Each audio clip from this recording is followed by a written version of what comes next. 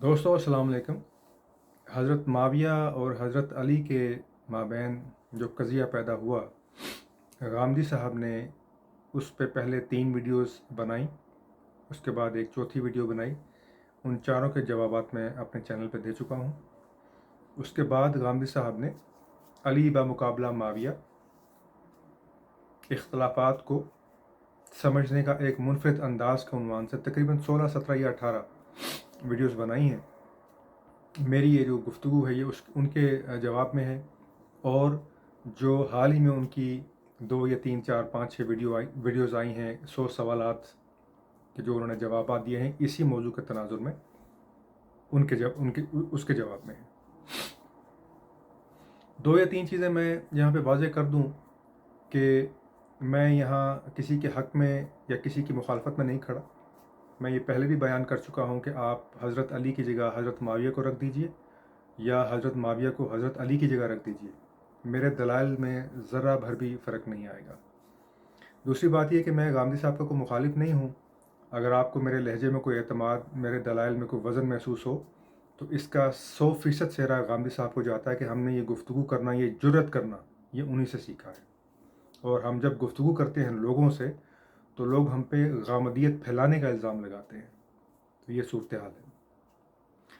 और फिर ये कि जिन दायरों में गामदी साहब ने अपने आप को महदूद रखा है, मैं भी मजबूर हूँ अपने इल्म की कमी की बुनियाद पर उन्हीं दायरों पे मैंने अपने आप को महदूद रखा है। और जिन मौज़ूआत को उन्होंने टच नहीं किया, मैं भी उनको टच नहीं कर रहा।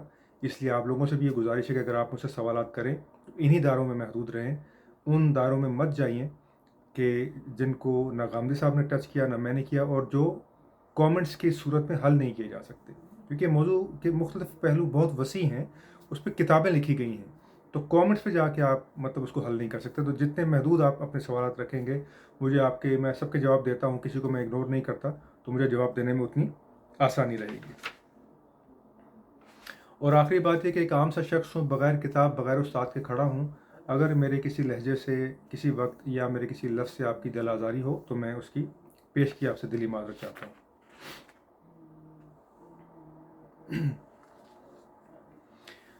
अपनी गुफ्तगू में शुरू करता हूँ एक शेर से। जनाब सरफराज अबद पाकिस्तान के शायर हैं, उनका एक शेर है बड़ा खूबसूरत कि किया तो कार उल्फत कैस ने भी, मगर ये काम उससे भी हुआ नहीं। अहले सुन्नत के अकाबरीन फ़ुक़हा भी हैं, उसमें मुहद्दिसीन भी हैं, उलमा भी हैं। उन्होंने हतमी बात सिर्फ यहीं तक की कि हज़रत माविया से इज्तिहादी गलती हो गई थी। इसको मैं आगे चल के तफसील से बयान करूँगा कि जहाँ कुरान का हुक्म या रसूल का वाज़ेह हुक्म मौजूद हो, वहाँ पे इज्तिहाद हो नहीं सकता। तो जब इज्तिहाद हो नहीं सकता, तो इज्तिहादी गलती का क्या ज़िक्र। और गामदी साहब ने भी इसको सिर्फ इतना ही बयान किया कि उन्होंने इसको हुकूमत को गलत तरीके से हासिल किया, यानी जायज़ तरीके से हासिल नहीं किया, लेकिन बाद में हुकूमत बड़े अच्छे तरीके से चलाई। अब मैं इन 2 बयानात पे सिर्फ ये कह सकता हूँ और यही कहूँगा कि अगर ये अहले सुन्नत के अकाबरीन और गामदी साहब हज़रत माविया के सामने मौजूद होते, तो कभी उनके सामने ही कहने की ज़रूरत ना करते कि आपसे इज्तिहादी गलती हुई है या आपने जायज़ तरीके से हुकूमत हासिल नहीं की, क्योंकि वो इसका अंजाम अच्छी तरह जानते हैं। एक असूल जिसने हमें बहुत नुकसान पहुँचाया, जिसका गामदी साहब ने भी ज़िक्र किया, हालांकि वो ये कहते हैं कि ये एक सियासी मसला था, इसे हमें सियासत ही की बिना पे देखना चाहिए, लेकिन ख़ुद ही फिर मरातब बयान करना शुरू कर देते हैं और ख़ुद ही फिर दीन को बीच में घसीट के ले आते हैं। और होना तो ये चाहिए था कि कुरान ने ही कहा कि तमाम इंसान खसारे में हैं, मगर वो लोग जो ईमान लाए और जिन्होंने नेक अमाल किए। और हम अमाल पे जब उंगली उठाने की कोशिश करते हैं असूल की बुनियाद पे, तो हमें ही कहा जाता है कि नहीं, सब सहाबा बराबर थे और सब इंसाफ पे थे। ये गामदी साहब ने अपनी गुफ्तगू में कहा कि सब सहाबा बराबर हैं और सब इंसाफ पे थे। हम उनके बारे में हुस्न ज़न ही हमें रखना चाहिए। तो उसमें बड़े छोटे से मेरे सवालात हैं, अगरचे हम कुरान की आयत भी हमारे सामने हैं कि मसलन सूरह अनकबूत की आयत नंबर 2 है कि जिन लोगों ने हमसे ईमान का दावा किया है, क्या वो उसी बात को काफ़ी समझते हैं کیا ان کی آزمائش نہیں ہوگی؟ تو جو شخص صحابیت کے درجے پہ پہنچ جاتا ہے، یہ اصول کہاں سے ڈیرائیو کیا گیا کہ وہ انصاف پہ قائم ہو جاتا ہے اور وہ کبھی غلطی نہیں کرتا؟ حضرت ابو بکر کے زمانے میں جن لوگوں نے زکوٰۃ دینے سے انکار کیا، کیا وہ صحابی نہیں تھے؟ ان کے خلاف تلوار نہیں اٹھائی گئی؟ ان کے بارے میں یہ کیوں نہیں کہا جا سکتا کہ وہ انصاف پہ قائم تھے اور حضرت ابو بکر صدیق نے کام غلط کیا؟ تو یقیناً ہمیں جہاں یہ دیکھنا چاہیے کہ کس نے غلط کام کیا، وہاں پہ یہ بھی دیکھنا چاہیے کہ ایک غلطی کی بنیاد پر کسی کی پوری زندگی کو ہمیں رگیت کے نہیں رکھ دینا چاہیے۔ کچھ لوگ یہاں تک چلے جاتے ہیں، یہاں تک نہیں جانا چاہیے، لیکن جس نے غلطی کی اس کو ہمیں انگلی رکھ کے بتانا پڑے گا۔ قرآن کا یہی اصول ہے، قرآن نے انگلی رکھ کے بتایا کہ کس کس نبی نے کہاں کہاں غلطی کی۔ جب ہم ان کو پڑھتے ہیں، ہمارے دل میں ان کے لیے کوئی بغض پیدا نہیں ہوتا، ہمارے دل میں ان کے لیے کوئی ایسا خیال پیدا نہیں ہوتا جو ان کو نبوت کے درجے میں نیچے لے آئے۔ بس اتنا ہی ہوتا ہے کہ آخر وہ انسان تھے، ان سے غلطی ہوئی، انہوں نے اس کی معافی مانگی، اللہ تعالیٰ نے معاف کیا اور معاملہ آگے بڑھ گیا۔ تو اگر ہم یہی کام صحابہ کے بارے میں کرتے ہیں یا اگر کیا جائے، اس میں قباحت کیا ہے؟ یہ کہنا کہ ان سے حسن ظن رکھنا چاہیے، ان سے غلطی نہیں ہو سکتی، اس سوچ نے ہمیں بہت نقصان پہنچایا ہے کہ ہم جب یہ مان جاتے ہیں کہ ان کے ساتھ حسن ظن رکھنا چاہیے اور وہ سب انصاف پہ تھے، تو پھر یہ بتانا مشکل ہو جاتا ہے کہ کس نے کہاں غلطی کی۔ جب یہ بتانا مشکل ہے اور آپ یہ نہیں جان پائیں گے تو پھر آپ کبھی کچھ سیکھ نہیں سکیں گے۔ یہ غامدی صاحب فرماتے ہیں کہ ہم 1400 سال میں اپنی کوئی روایت حکومت کی کرنے کی پیدا نہیں کر پائے۔ اس کی سب سے بڑی وجہ یہ ہے کہ ہم نے غلطیاں جانی نہیں کہ کہاں کیا غلطی ہوئی، ہم نے ان غلطیوں سے سیکھا نہیں۔ حضور پاک کی ایک بڑی، اس موضوع پہ آخری بات کہوں، حضور پاک کی ایک بڑی پیاری حدیث ہے کہ حق کی پہچان کرو، صاحب حق کی پہچان خود بخود ہو جائے گی۔ اور ہم نے اس کے بالکل برخلاف یہ کیا، ہم نے سب سے پہلے کچھ اصحاب چنے اور پھر حق کو ان کے ساتھ منسوخ کر دیا کہ یہ جو بھی کرتے ہیں یہ حق ہے۔ ہم آج تک کچھ سیکھ نہیں پائے۔ تو ہمیں اصولوں کو جاننا چاہیے اس حدیث کی روشنی میں اور اصولوں کو اپلائی کرنا چاہیے۔ جہاں پہ جو شخص اس اصول کو توڑتا نظر آئے، انتہائی ادب اور احترام کے ساتھ اس کے مرتبے کا خیال کرتے ہوئے اس کو بتانا چاہیے کہ یہ اصول توڑا گیا ہے، اس کو ماننا چاہیے تاکہ ہم کچھ سیکھ سکیں۔ اصل موضوع کی طرف آنے سے پہلے دوسرا جو ایک چیز غامدی صاحب نے فرمائی کہ ہمیں صحابہ سے حسن ظن ہی رکھنا چاہیے۔ تو یہاں میں سوال کرتا ہوں، کیا صحابہ نے دوسرے صحابہ کے ساتھ حسن ظن رکھا؟ یعنی قرآن کی آیت موجود ہے کہ جو فتح مکہ سے پہلے اسلام لوگ لے کے آئے، وہ فتح مکہ کے بعد اسلام لانے کو کبھی برابر نہیں ہو سکتے۔ غامدی صاحب نے ایک چیز یہ بھی فرمائی تھی کہ ہم صحابہ کے درجے کرنے شروع کر دیتے ہیں، تو یہ کام نہیں کرنا چاہیے۔ یہ درجے تو خود قرآن نے کیے ہیں۔ کیا قرآن نے یہ نہیں کہا کہ تم نے مکہ میں حاجیوں کو پانی پلانے والے کو اور میدان جنگ میں کھڑے ہونے والوں کو ایک جیسا سمجھ لیا ہے؟ کیا قرآن کی آیت نہیں ہے؟ قرآن کی یہ آیت کہاں پہ؟ سورہ عنکبوت کی یہ آیت نمبر 2 ہے، یہ سورہ عنکبوت کی۔ تو اگر حسن ظن ہمیں رکھنا چاہیے تو کیا حضرت معاویہ نے حسن ظن رکھا حضرت علی کے ساتھ؟ کیا حضرت عائشہ نے، حضرت طلحہ نے، حضرت زبیر نے رضی اللہ تعالیٰ عنہما، کیا انہوں نے حسن ظن رکھا حضرت علی کے ساتھ؟ اور جو ایک چیلنج سوال میں بار بار کروں گا اس گفتگو میں، وہ یہ ہے کہ حضرت علی صرف یہ کہتے تھے کہ آپ میری بیعت کیجئے، سب سے پہلے میں قاتل ابن عثمان کا مسئلہ حل کروں گا۔ یہ کام آسان تھا کہ ان کی بیعت کر کے دیکھا جائے کہ حضرت علی کیا کرتے ہیں؟ یہ کام آسان تھا یا فوجیں اکٹھی کرنا، ان کو لے کے آنا، حضرت علی کے ساتھ جنگیں کرنا اور ہزاروں مسلمانوں کو تحت دیکھ کر دینا اور کروا دینا، یہ آسان کام تھا؟ کیوں نہیں اعتبار کیا کہ حضرت علی کا؟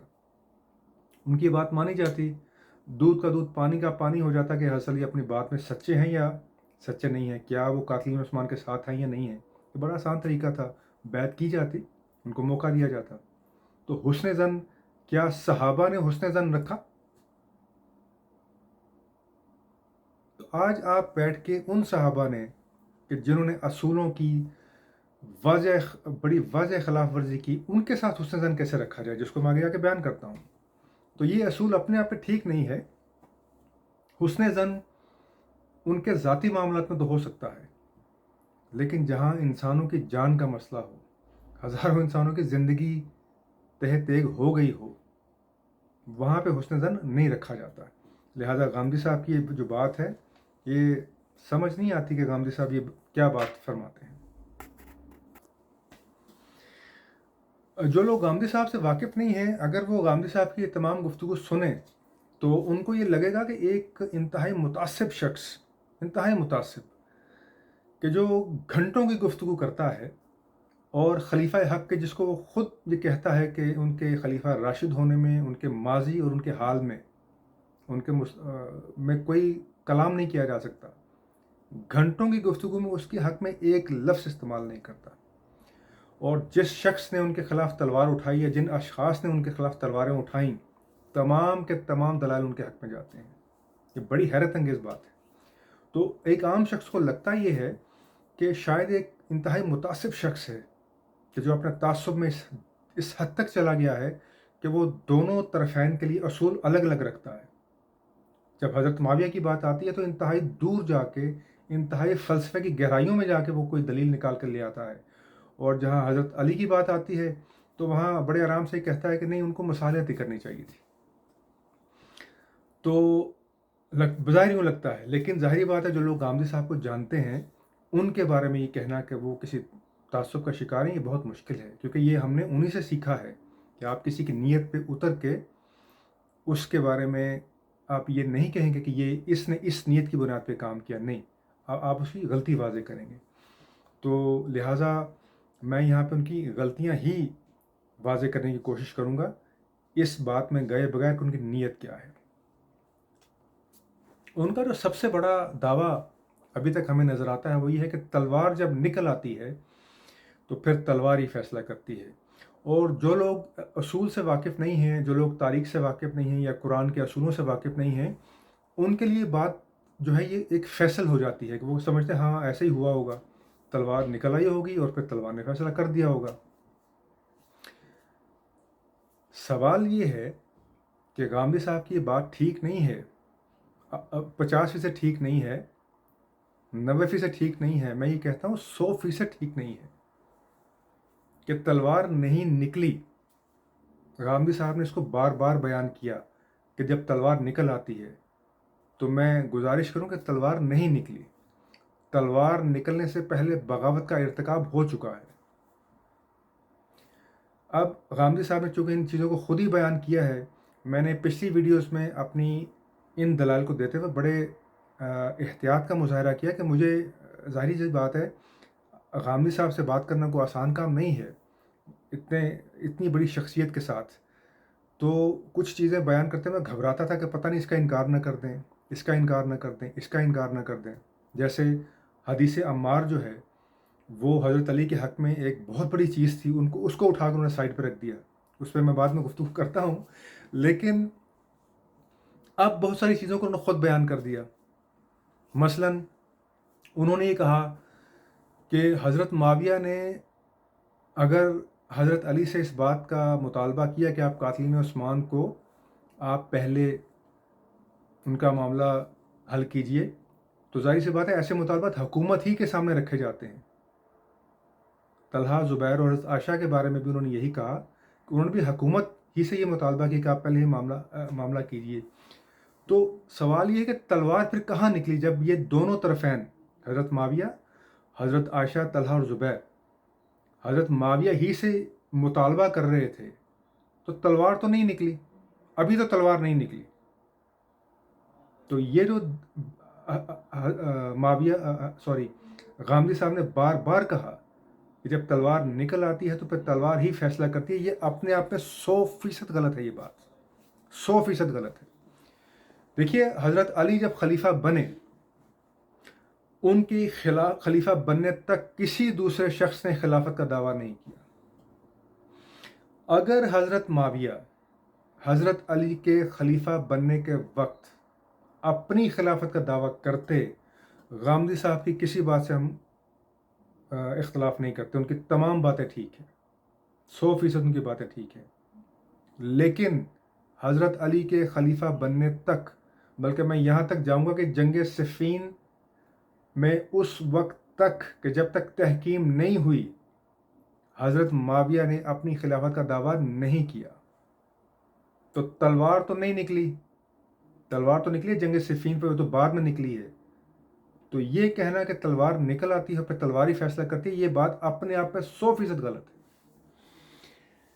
دیکھیے حضرت معاویہ کے بارے میں ایک اور بات غامدی صاحب فرماتے ہیں کہ کوئی روایت موجود نہیں تھی. میں اب اسی موضوع پہ ہوں، میں ایک ایک پوائنٹ کو لے کے آگے بڑھوں گا. فی الوقت میں اس موضوع پہ بات کر رہا ہوں کہ تلوار نکل آتی ہے.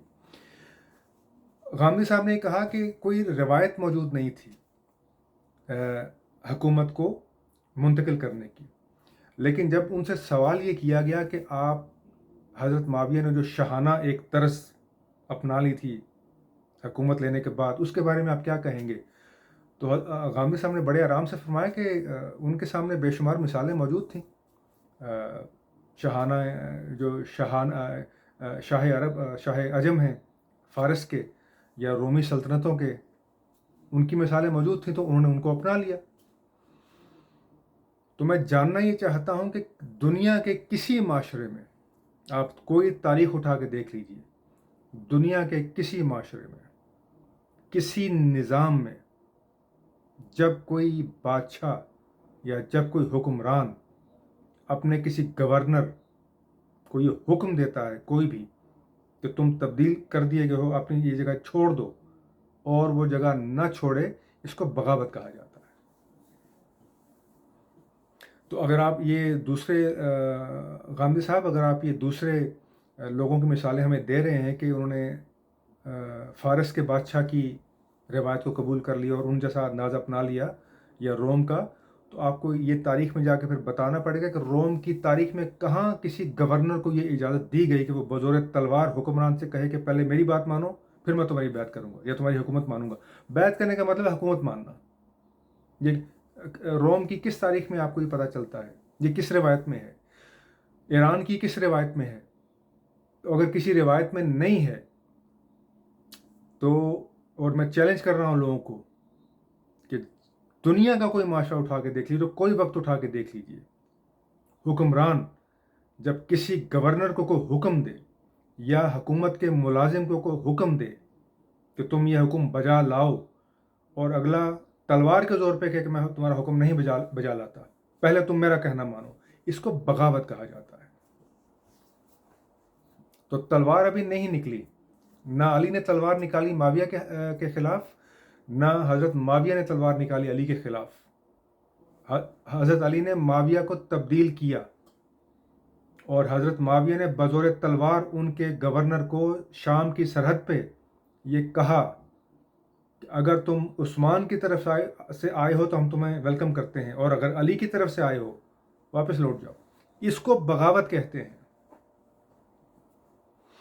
کیونکہ حضرت غامدی صاحب آپ ہی نے یہ فرمایا کہ اگر حضرت ابوبکر صدیق کی بیعت کے وقت سعد بن ابی عبادہ اگر اس نے بیعت نہیں کی تو اس سے کیا فرق پڑتا ہے؟ جمہوریت میں سب کا راضی ہونا لازمی نہیں ہوتا. اس اصول کو برائے مہربانی یہاں پہ بھی اپلائی کر دیجئے کہ اگر 15-16 صوبے ہیں، 15-16 صوبوں میں سے ایک صوبہ اگر بات نہیں مان رہا اور باقی سب نے مان لیا ہے، اس سے کیا فرق پڑتا ہے؟ اس کو بزور تلوار اتارا جائے گا پھر، کیونکہ اس نے ابھی تک حکومت کا دعویٰ نہیں کیا. وہ اپنی یہ شرط پیش کر رہا ہے کہ پہلے میرا کہا مانو، اس کے بعد میں تمہاری اطاعت کروں گا.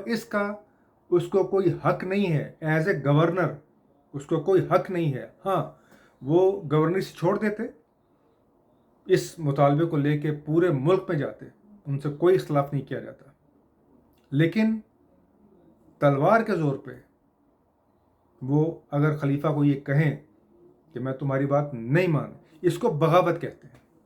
اور یہ پہلی بغاوت ہے جو انہوں نے کی. حضرت معاویہ نے ایک بغاوت نہیں کی، بے شمار بغاوتیں کیں. یہ پہلی بغاوت ہے ان کی کہ خلیفہ کے بھیجے ہوئے گورنر کو بزور تلوار واپس بھیجا. یہ ان کی پہلی بغاوت. اس کو بغاوت کہا جاتا ہے. دنیا کا کوئی معاشرہ اٹھا کے دیکھ لیجئے، اس کو بغاوت ہی کہا جائے گا.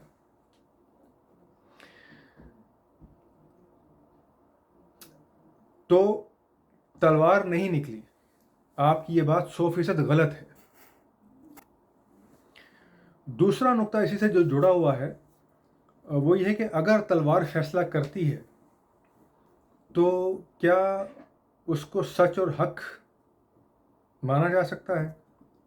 یا جب آپ نے یہ مان لیا کہ انہوں نے جو حکومت ہے وہ ایک ناجائز طریقے سے حاصل کی، جائز طریقے سے حاصل نہیں کی، اب آگے بڑھ کے اس بات کی تفصیل میں جانے کی کیا ضرورت ہے آپ کو کہ حکومت بڑے اچھے طریقے سے چلائی؟ یعنی جب حضور پاک نے یہ کہا کہ اگر فاطمہ بھی چوری کرے گی تو اس کا بھی میں ہاتھ کاٹ دوں گا، تو پھر حضور پاک کو پھر یوں بات نہیں کرنی چاہیے تھی. میں بڑے معذرت کے ساتھ یہ بات کر رہا ہوں آپ کی بات کی روشنی میں. حضور پاک کو پھر بات یہ یوں کرنی چاہیے تھی کہ اگر فاطمہ چوری کرے گی تو میں انتظار کر کے دیکھوں گا کہ فاطمہ اس کا کرتی کیا ہے. اگر تو وہ چوری کر کے کوئی نیک کام کرتی ہے تو اس کا ہاتھ نہیں کاٹوں گا، اور اگر وہ چوری کر کے ایسے خام خواہ کو کام کرے گی پھر ہاتھ کاٹ دوں گا. میں بڑے ادب سے جناب غامدی صاحب آپ کی خدمت میں یہ بات پیش کروں کہ اہل علم کے درمیان یہ بات صرف اس حد تک ہے کہ کیا حضرت معاویہ نے حکومت جائز طریقے سے لی یا ناجائز طریقے سے، صرف اس حد تک ہے. آپ نے جو بات آگے بڑھائی ہے کہ ہاں لی تو ناجائز طریقے سے، اس کے بعد حکومت بڑے اچھے طریقے سے کی، تو اس کا مطلب یہ ہے کہ کوئی شخص اگر چوری کرے اور ڈاکہ ڈالے یا بینک لوٹ لے اور اس کے بعد یتیم خانہ کھول لے تو اس کا وہ جرم معاف کر دیا جائے گا. اس بات سے صرف نظر کیا جائے گا کہ اس نے یہ رقم کیسے حاصل کی. یہ دیکھا جائے گا ہاں یار اگر وہ اچھا کام کرے تو ٹھیک ہے، یہ خیر ہے، کوئی بات نہیں. یہ بہت بڑا آپ نے جو ہے یہ میں یہ سمجھتا ہوں کہ علمی زیادتی کی کہ جو آپ نے آگے بات بڑھائی. آپ کو یہ بات یہیں تک رکھنی چاہیے تھی کہ انہوں نے اس کو ناجائز طریقے سے حاصل کیا، اور اس کے بعد آپ کو خاموشی اختیار کرنی چاہیے تھی. یعنی اگر حضرت معاویہ اور حضرت عائشہ، حضرت طلحہ اور حضرت زبیر اگر یہ حضرت علی کے ساتھ مل جاتے، ان پہ بیعت کر لیتے، قاتلین عثمان کا مسئلہ حل ہو جاتا، تو کیا یہ بات نہیں کی جا سکتی کہ حضرت علی حضرت معاویہ سے بھی بہترین حکومت چلاتے اور مسلمانوں کا نظم و نسق برقرار رہتا، 50-60 ہزار لوگ قتل ہونے سے بچ جاتے، اور ایک مسلمانوں کو اچھی روایت مل جاتی حکومت کو تبدیل کرنے کی، حکومت کرنے کی. اس کے برخلاف جا کے اس شخص کے حق میں دلائل دینا کہ جس کے بارے میں آپ یہ خود فرما رہے ہیں کہ ناجائز طریقے سے حکومت حاصل کی، آپ اس کے بارے میں دلائل دیے جا رہے ہیں، اور جو شخص خلیفہ راشد ہے اس کے لیے ایک لفظ بھی نہیں. کیا یہ علمی زیادتی نہیں ہے؟ کیا یہ علمی خیانت نہیں ہے جو آپ کی طرف سے ہو رہی ہے؟ آپ نے ایک مقام پہ گفتگو کرتے ہوئے فرمایا تھا کہ میں تو صرف اصول بیان کروں گا، مجھے اس بات سے کوئی غرض نہیں کہ آپ اس اصول کو اپلائی کرتے ہیں تو کیا حالات پیدا ہوتے ہیں. تو یہاں پھر آپ صرف اصول کو بیان کیجئے نا کہ معاویہ نے ناجائز طریقے سے حکومت حاصل کی، اس کے بعد خاموشی اختیار کیجئے. اس کے بعد آپ ان کی تاریخ میں رطب اللسان ہو جاتے ہیں کہ ان سے بڑا کوئی سیاستدان پیدا نہیں ہوا، اور ان سے بڑا. ان کا اولین فرض یہ تھا کہ وہ خلیفہ راشد کی مدد کرتے. پھر میں وہ سوال دہرا رہا ہوں، خلیفہ راشد ان سے کوئی بڑا کام کرنے کا نہیں کہہ رہا تھا، کوئی جوئے شیر لانے کے لیے نہیں کہہ رہا تھا، کوئی آسمان سے کوئی کتاب لانے کے لیے نہیں کہہ رہا تھا، صرف اپنا حق مانگ رہا تھا کہ تم میری بیعت کرو، سب سے پہلا کام میں یہ کروں گا، میں قاتلین عثمان کا حساب چکاؤں گا. اس کو نہ کرنے میں حضرت معاویہ کے پاس کیا دلیل ہے؟ ان کے پاس ایک چھوٹی سی دلیل نہیں ہے، ایک چھوٹی سی دلیل. اور جو آپ یہ فرماتے ہیں کہ سازشوں کا شکار ہو گئے، 3.5 ماہ تک مدت لگتی تھی شام سے مدینہ آنے اور جانے میں یک طرفہ، اور صحیح حالات کا پتہ نہیں چل سکا، یہ آپ کی باتیں 100% بے بنیاد ہے، 100% بے بنیاد ہے. خطوط لکھے گئے حضرت علی کی طرف سے، خطوط لکھے گئے حضرت معاویہ کی طرف سے. جب جنگ صفین ہوئی ہے تو فوراً فوجوں نے حملہ نہیں کر دیا ایک دوسرے پہ، گفتگو ہوتی رہی، وفد آتے رہے اور جاتے رہے. بہت زیادہ وقت دونوں کے پاس تھا اصل صورتحال جان سکتے. آپ کا کیا خیال ہے، حضرت علی نے اپنی پوزیشن واضح نہیں کی ہوگی؟ کیا حضرت علی نے بات مان لی؟ حدیث عمار کے ضمن میں آپ نے ایک بات کی اور اس حدیث کو اٹھا کے سائڈ پہ رکھ دیا. آپ نے فرمایا کہ حضرت علی نے یہ معاملہ پیش نہیں کیا تھا. میں بھی اس پہ گفتگو نہیں کر رہا، मैं आपकी बात मानता हूँ, ठीक है ऐसा हुआ होगा, लेकिन ये जो साजिशें थी इनके बारे में भी हसन अली ने कोई मामला अपना पेश नहीं किया होगा, ये भी बात नहीं हुई होगी। कुरान का जो वाज़ेह असूल है इस मौजू पे, कि जिसमें मैं कहता हूँ कि आपकी बात 100% गलत है कि तलवार निकल आती है, तलवार निकल आने का आपका दलील सिर्फ उस सूरत में मानी जाएगी कि जब दोनों ने इकट्ठे तलवार निकाली हो। अब जब हज़रत माविया मुतालबा कर रहे हैं हज़रत अली से, हुकूमत तस्लीम करते हुए उनसे मुतालबा कर रहे हैं, कुरान कहता है तुम्हें अल्लाह की इताअत करनी है और तुम्हें रसूल की इताअत करनी है और उलिल अमर की। ये कुरान सिफारिश नहीं कर रहा, ये कुरान कोई ताकीद नहीं कर रहा, हुक्म दे रहा है आपको बग़ैर किसी लैतो लाल के। तो जब लोग, आप ख़ुद ये कहते हैं कि हज़रत अली खलीफा राशिद हैं, अब वो क्या उलिल अमर नहीं हैं? अगर वो उलिल अमर हैं, अब उनकी इताअत फ़र्ज़ है माविया पर, एज ए गवर्नर, आम शख्स की मैं बात नहीं कर रहा। यानी ये बात ज़ेरे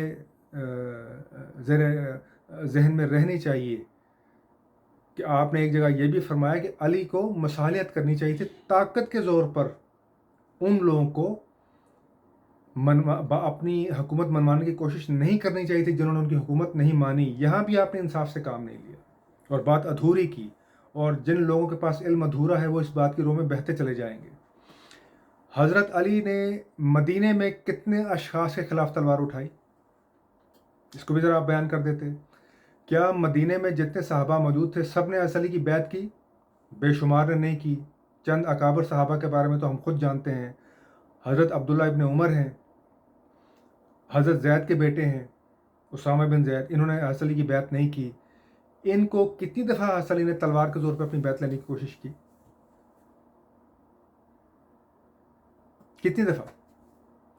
हज़रत आयशा और हज़रत ज़ुबैर और हज़रत तलहा के से बैत लेने की कहाँ हज़रत अली ने कोशिश की? कहाँ उनको तलवार से अपनी बात मनवाने की कोशिश की, जब तक कि वो लश्कर लेके नहीं आ गए? वो एक दूसरा मामला था। हज़रत अली के ख़िलाफ़ लश्कर लेके, ये कितने कितने सवाल इकट्ठे होते हैं कि हज़रत अली, हज़रत तलहा, हज़रत ज़ुबैर, हज़रत आयशा के लिए जंग के लिए नहीं निकले। क्यों?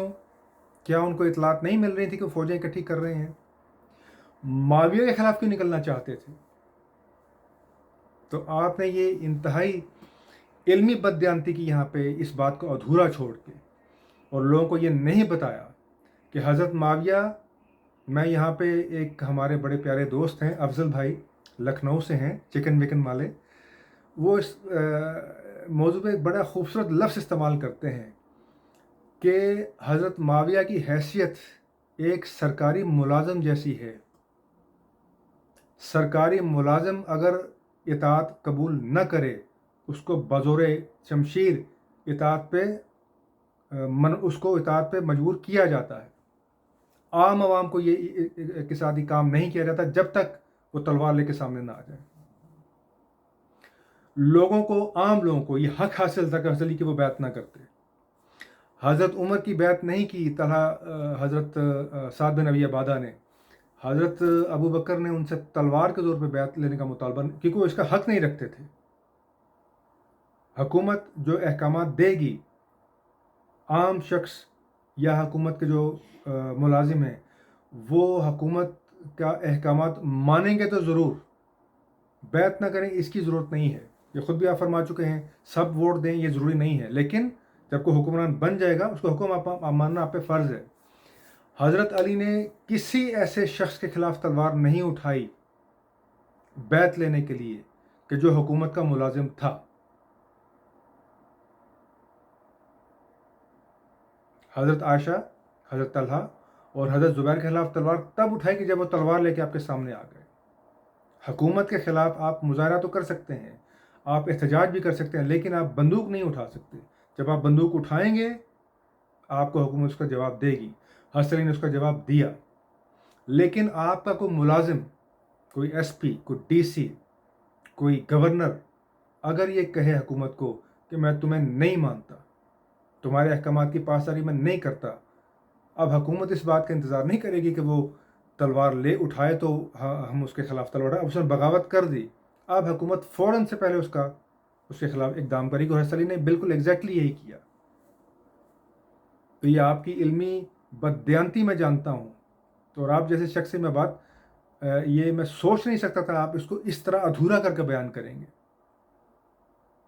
جبکہ آپ تو ایک اصول کو لیتے ہیں اس کو اپلائی کرتے چلے جاتے ہیں. تو یہ آپ کا حضرت علی پہ بہت بڑا الزام ہے کہ انہوں نے تلوار کے زور پہ لوگوں کو بات منوانے کی کوشش کی. تو میں نے پہلے بھی سوال کیا ہے، وہ 3.5 ماہ دور مسافت طے کر کے شام تو پہنچ گئے، جو مدینے میں لوگ موجود تھے کتنے لوگوں کو یہ مجبور کیا گیا تلوار کے زور پہ بیعت کے لیے؟ خود حضرت عبداللہ بن عمر موجود ہیں، ان کا بعد میں یہ بیان ہے، وہ اس بات پہ افسوس کرتے رہے کہ مجھے علی کا ساتھ دینا چاہیے تھا. انہوں نے تو ایک دفعہ بھی یہ نہیں کہا کہ علی نے مجھے مجبور کیا اپنی بیعت کے لیے، نہ ہی اسامہ بن زید کے بیٹے حضرت اسامہ نے کہا. آپ نے بات ادھوری بیان کی، یہ آپ کی بہت بڑی علمی بددیانتی ہے. تو یہاں میں اس نقطے کو یہاں پہ سمیٹ دوں کہ آپ کی یہ بات غامدی صاحب کی یہ بات کہ جب تلوار نکل آتی ہے تو فیصلہ کرتی ہے، یہ 100% غلط بات ہے. حضرت معاویہ صفین سے پہلے بغاوت کر چکے تھے، اس بغاوت کو کچلنے کے لیے حضرت علی تلوار لے کے گئے. جب آپ کا ایک گورنر آپ کی بات ماننے سے انکار کر دے، اس کو بغاوت کہتے ہیں. اور پھر دیکھیے حضرت ابوبکر صدیق نے جب تلوار اٹھائی، یہ الزام ان پہ کیوں نہیں لگا کہ آپ نے صحابہ کے خلاف تلوار اٹھائی؟ وہ بھی سب صحابہ تھے.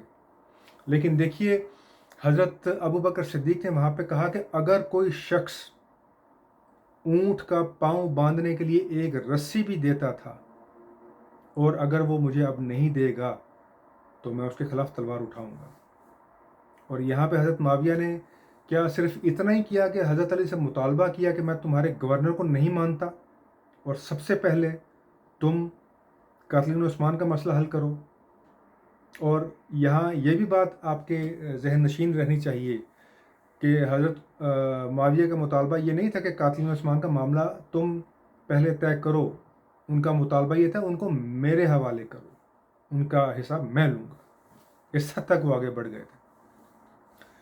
تو میں یہ کہہ رہا تھا کہ حضرت معاویہ نے تمام خراج جو شام کا تھا وہ دینا بند کر دیا تھا خلیفہ وقت کو.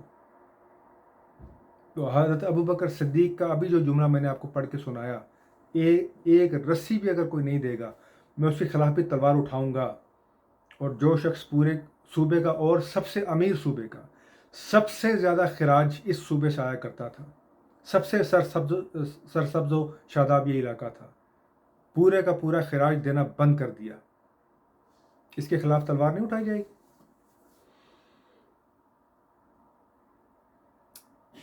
تو یہ بات اپنے آپ پہ 100% غلط ہے کہ تلوار نکلی. تلوار نہیں نکلی، بغاوت پہلے ہوئی.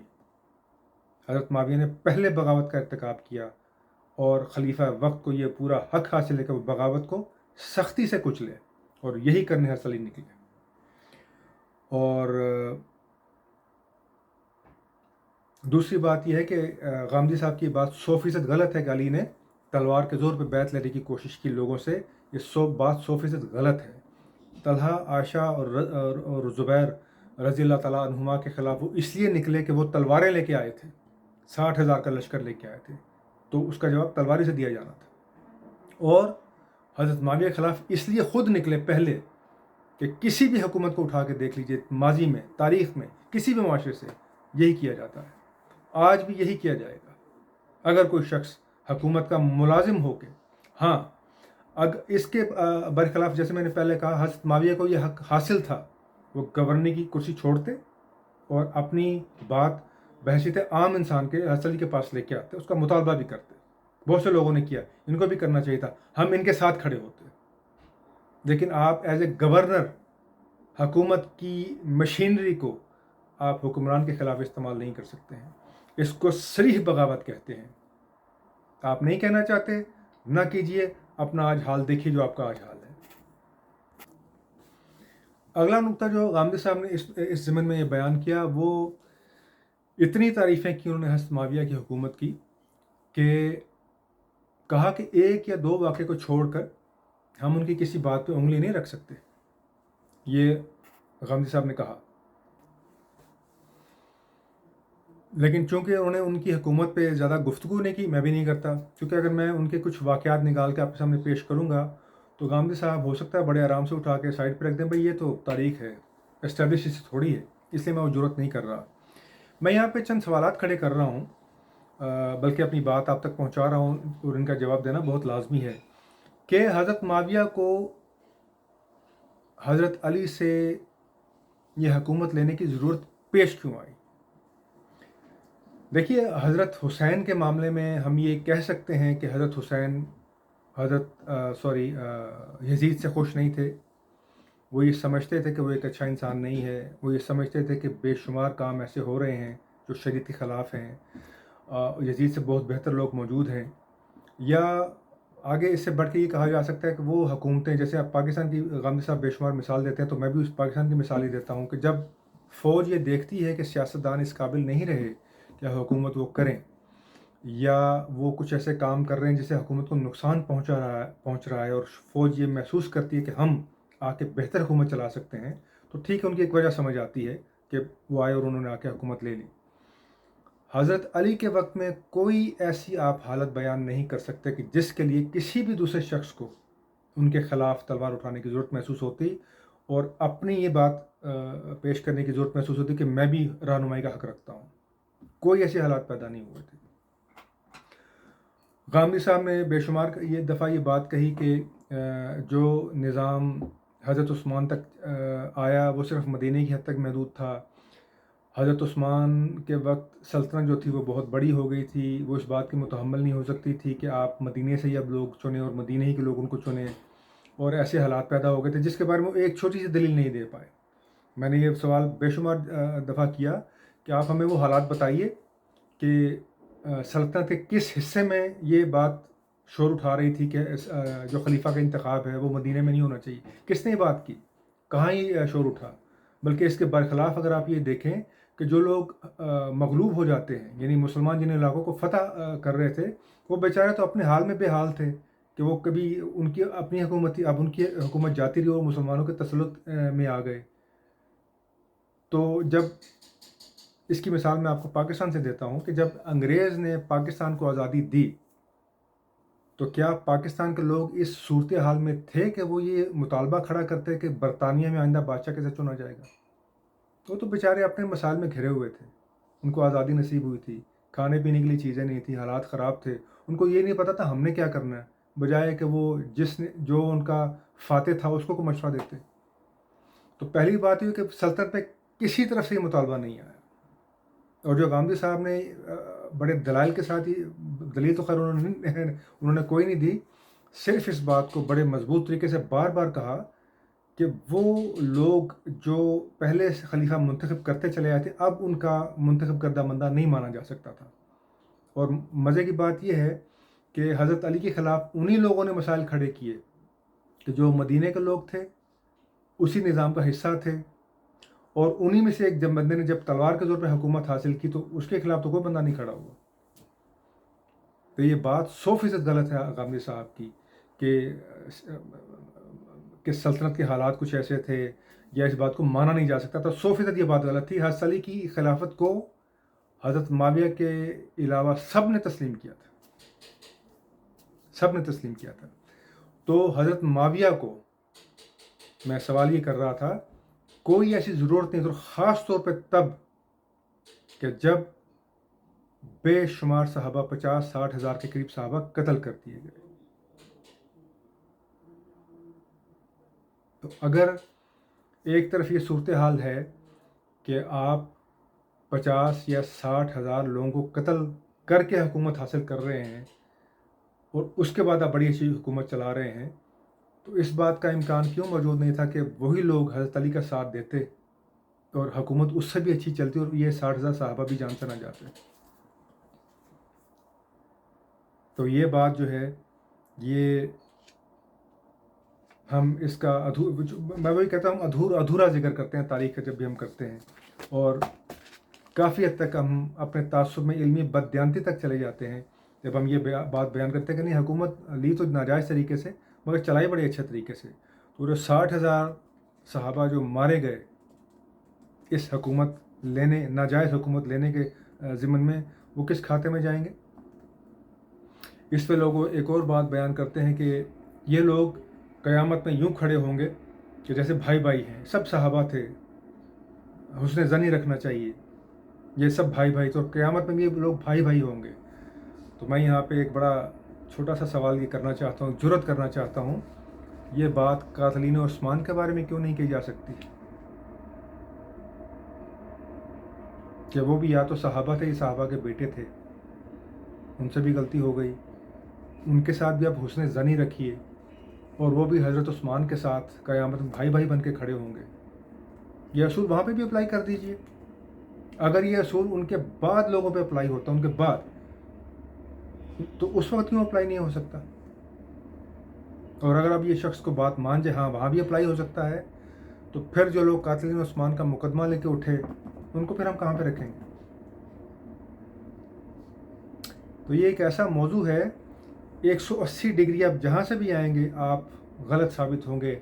आप कभी भी इस मौजू में कोई एक दलील पेश ऐसी नहीं कर सकते हैं जिसमें ये एहतमाल भी पैदा होता हो, एहतमाल भी, कि हज़रत माविया या हज़रत तलहा या हज़रत ज़ुबैर या हज़रत आयशा कहीं भी 1% भी ठीक थे, 100% गलत थे, 100%। अगली बात, गामदी साहब ने जो 100 सवालात के जवाब दिए, उसमें बार बार ये फरमाए कि अली को मसालिहत ही की कोशिश करनी चाहिए थी। सवाल ये है कि जब आप पे 60,000 बंदा तलवारें लेके चढ़ आए आप पे, और आपको ये हुक्म दे कि आप कातिल उस्मान का आप हिसाब किताब करें, और ये कातिल उस्मान, अब गामदी साहब ने खुद ही बात सारी खोल कर बयान कर दी, हज़ारों की तादाद में थे, मदीने पर इनका कब्ज़ा था, इन्होंने एक खलीफा राशिद को कत्ल कर दिया, और इतनी बड़ी सल्तनत में किसी शख्स को जुर्रत नहीं हुई कि आके उनसे पूछे कि काम तुमने क्यों किया। जो काम मदीने में होता रहा, हज़रत तलहा, हज़रत ज़ुबैर उसके चश्मदीद गवाह हैं, ये ख़ुद उस मौके पर मौजूद रहे। हज़रत आयशा इस बात की गवाह है कि क्या होता रहा, इन्होंने ख़ुद तो कुछ नहीं किया।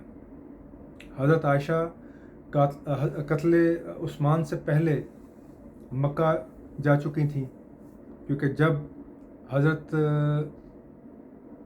उम्मे हबीबा के जो बहन है हज़रत माविया की, यानी वो शख्स हज़रत माविया रज़ी अल्लाह ताला अन्हो कातिलीन उस्मान का मुकदमा तो लेके उठे, लेकिन जब उनकी बहन के साथ लोगों ने बदतमीज़ी की, उसका ज़िक्र हमें तारीख़ में कहीं नहीं मिलता। उम्मे हबीबा उम्महातुल मोमिनीन है, बहन तो है आपकी, उम्महातुल मोमिनीन है, तारीख़ में आपको ये कहीं ज़िक्र नहीं मिलेगा। तो उम्महातुल मोमिनीन की आज लोग आप हज़रत आयशा पे बात करके देखिए, कुछ देखिए, लोग मर मिटने पे राज़ी हो जाएंगे। तारीख़ में आपको कहीं ज़िक्र नहीं मिलेगा कि हज़रत उम्मे हबीबा से जो बदतमीज़ी की गई इन्हीं बलवाइयों ने, जिसकी बिना पर हज़रत आयशा मदीना छोड़कर, हज़रत उस्मान को उनके हाल पे छोड़कर वो मक्का चली गई, ये कहते हुए कि अब यहाँ रह के क्या मैं ख़ुद से भी बदतमीज़ी करवाऊँ। ख़ुद तो कुछ नहीं किया उस वक्त। यही हज़रत तलहा और हज़रत ज़ुबैर हैं जो हज़रत अली के खलीफा मुंतखब हो जाने के बाद मदीना छोड़कर चले गए, ख़ुद कुछ नहीं किया। जो कातिलीन उस्मान थे उनके ख़िलाफ़ कोई इक़दाम नहीं किया, उनके ख़िलाफ़ एक लफ्ज़ तक नहीं कहा। अब ये लोग 60,000 का मजमा लेकर आए हैं और अली से मुतालबा कर रहे हैं कि आप उनका मामला हल कीजिए। और अली उनसे क्या कह रहे हैं कि भाई आप मेरे हाथ पे बैत कर लीजिए, आप मेरी मदद कीजिए, मैं आपके सामने सारे मामला तय करता हूँ। इनसे मदीने में मुलाकात हुई हज़रत अली की। हज़रत अली ने कहा मैं भी यही चाहता हूँ, मैं भी यही चाहता हूँ, लेकिन मेरे हाथ बंधे हुए हैं, मेरे पास पैसा नहीं है। लोग जोक दर जोक छोड़कर हज़रत ये इसलिए मैं कहता हूँ जब तारीख़ पूरी बयान नहीं की जाएगी इल्मी बददियानती हो जाएगी। مدینہ کی میں جو فوج تھوڑی سی میسر تھی اس کا یہ حال تھا کہ 3 یا 4 ماہ سے اس کو تنخواہ نہیں ملی تھی، خراج آنا بند ہو گیا تھا، حضرت معاویہ نے ایک پیسہ نہیں بھیجا، سب سے زیادہ خراج وہاں سے آتا تھا۔ وہاں یہ حال تھا کہ جو لوگ وہاں جاتے تھے ان کو منہ مانگے ان کو دام دیے جاتے تھے۔ اگر یہ بات غلط ہو، غامدی صاحب کے پاس یہ حل موجود ہے، اٹھا کے میری باتوں کو سائڈ پہ رکھ دو کہ یہ بکواس ہے، سب جھوٹ ہے، کہیں یہ بیان نہیں ہوا۔ خود حضرت علی کے بھائی حضرت عقیل اپنی بات لے کے حضرت علی کے پاس گئے کہ میرا کنبہ بہت بڑا ہے اور آپ میرا تھوڑا سا وظیفہ بڑھا دیجئے۔ حضرت علی نے بڑھانے کے بجائے کم کر دیا اور وہ حضرت معاویہ سے جا کے مل گئے۔ یہ حالات ہیں، فوج کے لوگ جوک در جوک چھوڑ کے حضرت معاویہ کے پاس جا رہے ہیں، اور جو لوگ 2000 جن کے پاس مدینہ ہے، ایون غامدی صاحب نے کہا کہ جن کا مسجد نبوی پر قبضہ تھا، ان سے آپ یہ چاہتے ہیں کہ ایک ہی شخص، صرف ایک شخص وہ نپٹتا، اور آپ لوگ جو چھوڑ کے ان کو اس حال میں چلے گئے تھے ان کے بارے میں آپ ایک لفظ استعمال نہیں کرتے ہیں۔ اس کو میں کہتا ہوں یہ علمی اور تاریخی بددیانتی ہے، جو کم از کم ہم غامدی صاحب سے اس کا احتمال بھی ہمیں نہیں تھا کہ غامدی صاحب بھی ایسی باتیں کریں گے۔ اور خلیفہ کیا کہہ رہا ہے؟ خلیفہ کہہ رہا ہے کہ بھائی آپ میری بیعت کر لیجئے، میں سب سے پہلا یہ کام کروں گا۔ تو میں جاننا چاہتا ہوں جو لوگ آج ہمیں حسن ظن کا درس دیتے ہیں، جو آپ ہمیں یہ کہتے ہیں کہ سب انصافی پہ قائم تھے، جو آج ہمیں یہ کہتے ہیں کہ یہ رسول کے پالے ہوئے تھے، یہ رسول کے تربیت یافتہ تھے، ان میں جو سب سے زیادہ تربیت یافتہ تھا رسول کا وہ حضرت علی ہے۔ جتنا وقت علی نے گزارا ہے رسول کے ساتھ کسی دوسرے شخص نے نہیں گزارا، اور وہ شخص یہ کہہ رہا ہے کہ میری بیعت کیجئے، میں سب سے پہلے یہ کام کروں گا۔ میں دوبارہ وہ چیلنج سوال کر رہا ہوں، کیوں علی کی بیعت نہیں کی گئی؟ جو لوگ یہ سمجھتے ہیں کہ علی قاتلین عثمان کے ساتھ ملے ہوئے تھے، قاتلین عثمان ہی کی بیعت کے ذریعے علی خلیفہ بنے تھے، یہ سب سے اچھا موقع تھا اس بات کو آزمانے کا، اس بات کو جانچنے کا کہ علی سچے ہیں یا جھوٹے ہیں۔ ان کی بیعت کی جاتی اور دیکھا جاتا وہ کرتے کیا اس کے بعد۔ وہ جو 60,000 کا لشکر آیا تھا، وہ اگر ہفتہ 2 ہفتہ رک جاتا، اس شرائط پہ بیعت کرتا کہ ٹھیک ہے ہم آپ کی بیعت کرتے ہیں، یہ معاملہ فوراً سے پہلے حل کیجئے، ہم آپ کی مدد کرنے کے لیے تیار ہیں، پھر علی اگر پس و پیش کرتے تو پھر وہ اپنے مطالبہ پر سچے تھے۔ اور جو لوگ میں یہاں بھی یہ بھی عرض کر دوں، جو لوگ یہ الزام لگاتے ہیں،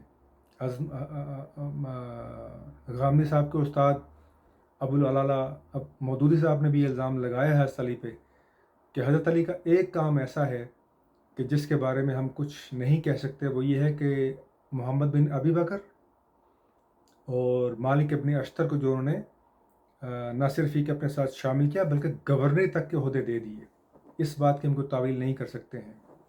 اچھا، مروان ابن حکم کا نام کیا قاتلین عثمان میں شامل نہیں تھا؟ جتنے مسائل مروان ابن حکم نے حضرت عثمان کے لیے کھڑے کیے ہیں، کیا تاریخ میں وہ بیان نہیں ہوئے ہیں؟ اور یہ جو شخص ہے، مثلا ایک بات یہاں پہ غامدی صاحب نے اور فرمائی کہ حضرت علی کے بارے میں یہ کہا جاتا ہے کہ وہ حکومت لینے کے لیے بے تاب تھے، اور محمد ابن ابی بکر جو ہیں وہ آپ ہی کے پالے ہوئے تھے، تو کیا مروان کے بارے میں یہ نہیں کہا جا سکتا کہ وہ بھی حکومت لینے کے لیے بے تاب تھا؟ اور یہ جو شخص ہے یہ کس کے ساتھ آیا تھا؟ یہ حضرت عائشہ، حضرت طلحہ اور حضرت زبیر کے ساتھ، ان کے لشکر کے ساتھ آیا تھا۔ تو اسی لیے میں کہتا ہوں جب آپ تاریخ ادھوری بیان کریں گے تو آپ علمی بددیانتی کے مرتکب ہوں گے، اور مجھے پھر یہ کہنا پڑتا ہے کہ ہم غامدی صاحب سے اس بات کے ہم سوچ بھی نہیں سکتے تھے کہ وہ ان معاملات کو یوں پیش کریں گے۔ تو مصالحت کی کوشش، تو علی نے اس سے بڑی مصالحت کی کوشش کیا ہو سکتی ہے کہ علی ایک ایسا کام آپ کے سامنے رکھیں کہ جس کو نہ کرنے کے لیے آپ کے پاس ایک چھوٹا سا عذر موجود نہ ہو۔ لوگوں کا مطالبہ تھا قاتلین عثمان کا آپ حساب کیجئے، علی کا مطالبہ تھا آپ میرے ہاتھ مضبوط کیجئے۔ میں سب سے پہلے یہ کام کرتا ہوں، کیوں ان کے ہاتھ مضبوط نہیں کیے گئے؟ اس بات میں کیا امر مانے؟ اس سے کیا نقصان ہو جاتا؟ کیا بات ہو جاتی؟ کیا ہوتا اس سے؟ کچھ بھی نہیں. اس کے بعد ہمیں یہ کہنا پڑے گا کہ حضرت معاویہ نے صریح بغاوت کی، اور حضرت عائشہ، حضرت طلحہ اور حضرت زبیر نے فاش غلطی کی، فاش، جو ان کو نہیں کرنی چاہیے تھی. ان کو اس بات کا حق نہیں تھا. اپنے مطالبات لے کے آتے، تلوار کے زور پر ان کو لے کے آنے کا کوئی حق نہیں تھا ایک خلیفہ وقت کے سامنے. اور خلیفہ وقت نے پھر وہی کیا جو اس کو کرنا چاہیے تھا. 100 سوالات کے جواب دیتے ہوئے غامدی صاحب نے ایک بات کو بڑی شد و مت سے بار بار کہا کہ جنگ معاویہ نے شروع نہیں کی. جنگ معاویہ نے شروع نہیں کی، تو علی نے شروع کی. مجھے قرآن میں شیطان کا جواب یاد آ گیا کہ جب اللہ تعالیٰ نے شیطان سے پوچھا کہ تجھے کس چیز نے تکبر پر مجبور کیا، تو شیطان نے کہا یہ میں نے نہیں کچھ کیا، یہ تو نے سب کچھ کیا. یہ آیتیں میں پڑھ رہا ہوں آپ کے سامنے، تو نے مفہوم بیان کر رہا ہوں. لوگ میرے الفاظ کو نہ پکڑیں، قرآن میں یہ بات لکھی ہوئی ہے، مفہوم بیان کر رہا ہوں. کہ شیطان نے کہا کہ اگر تو مجھے یہ حکم نہ دیتا، میں تیری حکومت دوری نہ کرتا، نہ یہ واقعہ ہوتا. اس کا ذمہ دار تو ہے، میں نہیں ہوں. اور غامدی صاحب کیا فرما رہے ہیں کہ جنگ معاویہ نے شروع نہیں کی، علی نے شروع کی ہے. یعنی آپ حکومت کے ملازم ہوتے ہوئے، بار بار آپ مثال دیتے ہیں پاکستان کی، دور حاضر میں آ جاتے ہیں. آئیے ہم آ جاتے ہیں دور حاضر میں، بھارت میں چلتے ہیں، پاکستان میں چلتے ہیں. ایک وزیر داخلہ کسی صوبے کا، وہ ٹیکس روک لیتا ہے سارے کا سارا.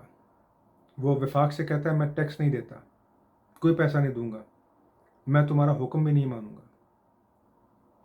وفاق اپنا ایک نیا وزیر اعلیٰ چن کے کہتا ہے کہ اچھا تم ہٹ جاؤ، یہ ہمارا آج کے بعد وزیر. وہ بندوق کے زور پر اس کو کہتا ہے کہ جان چاہتے ہو تو نکل جاؤ یہاں سے، واپس چلے جاؤ. اب اگر حکومت اس وزیر اعلیٰ کے خلاف کوئی اقدام کرے گی تو غامدی صاحب فرماتے ہیں کہ اس کی ذمہ دار حکومت ہے. میں صرف سبحان اللہ کہہ سکتا ہوں اس بات پہ.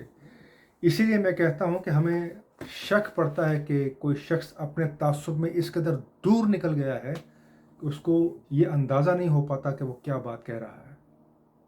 لیکن ظاہر بات ہے میں غامدی صاحب کے لیے الفاظ نہیں استعمال کر سکتا.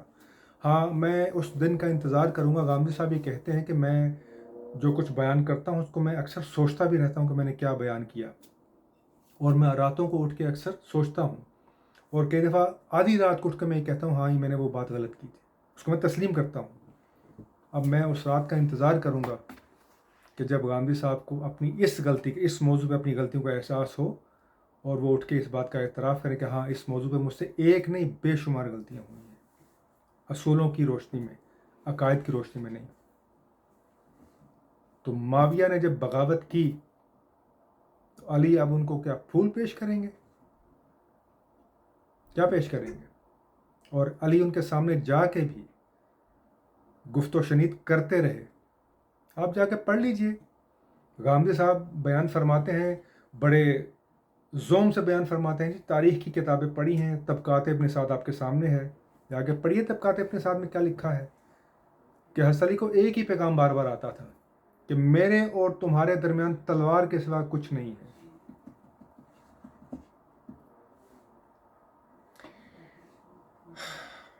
I'm speechless. میرے پاس الفاظ نہیں ہیں غامدی صاحب کی اس دلیل کا جواب دینے کے لیے کہ جنگ معاویہ نے علی نے شروع کی.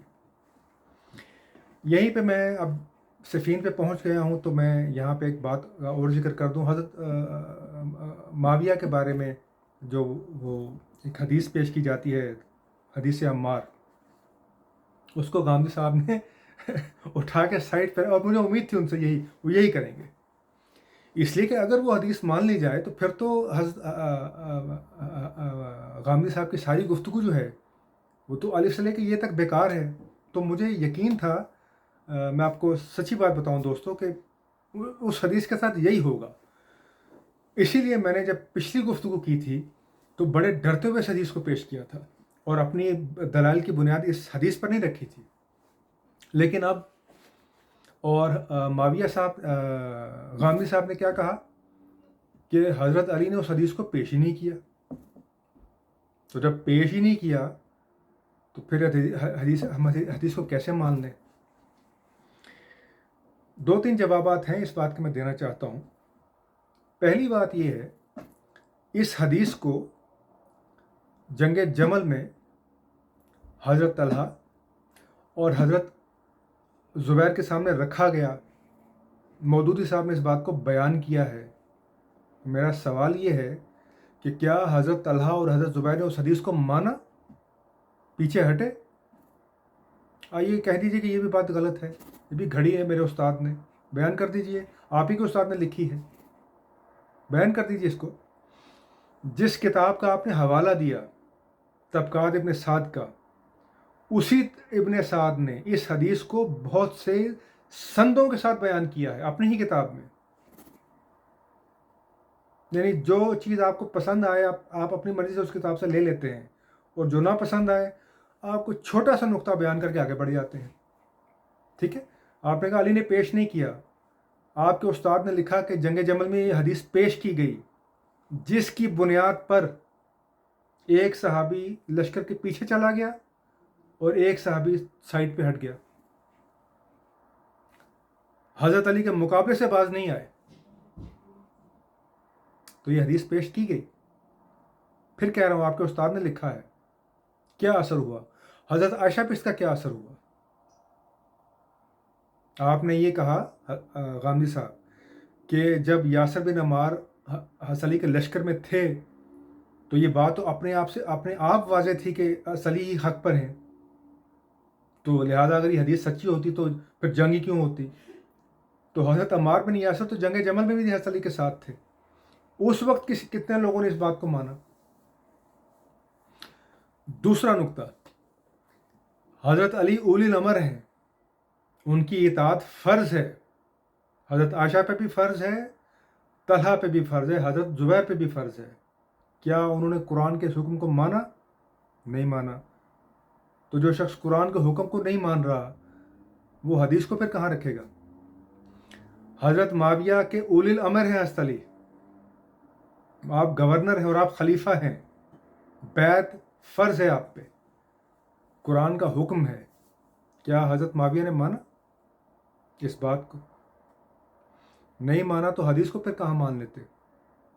اور آخری نقطہ جو میری طرف سے جواب ہے کہ یہ تعویل حضرت معاویہ کی طرف سے پہلے سامنے آئی کہ عمار کو ہم نے نہیں مارا، اس کو تو اس نے مارا ہے جو اس کو ہمارے سامنے لے کے آیا ہے. اس تعویل کو ابن سعد نے بھی لکھا ہے، اس تعویل کو آپ کے استاد نے بھی لکھا ہے. تو جب یہ تعویل، اور میں یہاں پہ ذرا موازنہ کر لوں، حضرت غامدی صاحب یہی فرماتے ہیں نا کہ علی نے تو معاویہ نے تو جنگ نہیں شروع کی، جنگ تو شروع کی علی نے. اور میں نے کہا شیطان نے بھی یہی کہا تھا کہ اللہ تعالیٰ تو اس کا ذمہ دار ہے. یہی سیم دلیل حضرت معاویہ کی طرف سے آ رہی ہے کہ عمار کو میں نے تھوڑی مارا ہے، اس کو تو اس نے مارا ہے جو اس کو میرے سامنے لے کے آیا ہے. اب یہ تعویل فوراً سے پہلے سامنے آئی قتل عمار کے بعد. اب یہ جب تعویل سامنے آئے گی تو وہ شخص اس حدیث کو مان رہا ہے تو اس کی تعویل کر رہا ہے نا، جس نے بھی اس کی تعویل کی. یہ ابو العلا مودودی صاحب نے لکھا ہے کہ عمر بن عاص کے بیٹے نے اور عمر بن عاص دونوں نے جا کے معاویہ سے کہا کہ وہ یاسر بن عمار شہید ہو گئے ہیں اور یہ حدیث ان کے بارے میں موجود ہے. تو معاویہ نے فوراً کہا کہ بھائی اس کو میں نے تو نہیں مارا، اس کو تو اس نے مارا جو اس کو میرے سامنے لے کے آیا. اب علی تک جب یہ تعویل پہنچے تو اب علی کو حدیث پیش کرنے کی کیا ضرورت ہے؟ جو شخص حدیث کی تعویل کر رہا ہے وہ اس کو مان رہا ہے تو تعویل کر رہا ہے نا. میرا یہ جواب ہے اس پہ. اور پھر حضرت علی نے وہ بڑا خوبصورت جملہ عطا فرمایا کہ اچھا اگر یہ بات ٹھیک ہے معاویہ کی تو پھر ہمیں یہ بات ماننی چاہیے کہ حضرت حمزہ کو کفار نے شہید نہیں کیا، حضور نے شہید کیا جو ان کو کفار کے سامنے لے گئے.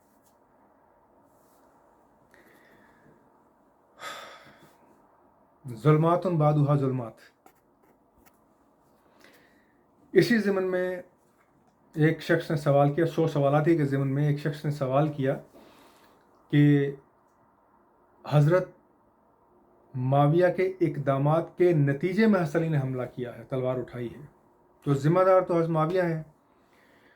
تو غامدی صاحب نے مسکراتے ہوئے اپنے تئیں ایک بڑا اعلیٰ جواب دیا کہ اچھا، آپ یہی اصول حسین پہ بھی لاگو کر دیجیے اور کہیے کہ حسین پہ ذمہ دار تھے اقدام کے۔ اب اس سے اگلا جواب میں دے رہا ہوں کہ غامدی صاحب، میں آپ کا یہ چیلنج قبول کرتا ہوں کہ حضرت حسین کو یہ اقدام نہیں کرنا چاہیے تھا۔ اس کے بعد جو ہوا اس کے خود ذمہ دار ہیں۔ اب آپ سے گزارش یہ ہے، آپ یہی اصول حضرت عائشہ پہ، حضرت طلحہ پہ اور حضرت زبیر پہ بھی نافذ کر دیجئے کہ ان کے اقدام کے نتیجے میں حسن علی نے ان کے ساتھ جو کیا سو کیا، نافذ کر دیجئے۔ آپ کی پوری گفتگو میں ایک لفظ ان کے خلاف ہم نے نہیں سنا، جنگ جمل والوں کے خلاف۔